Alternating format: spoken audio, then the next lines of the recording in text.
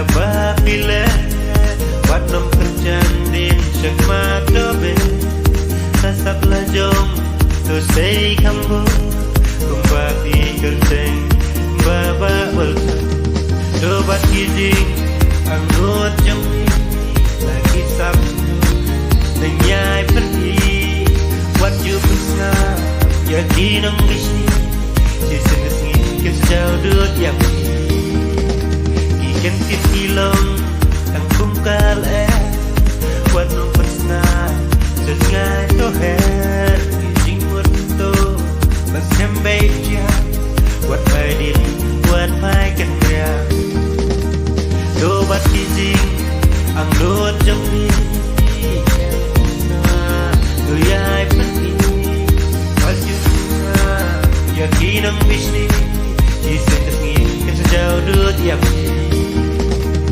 Oh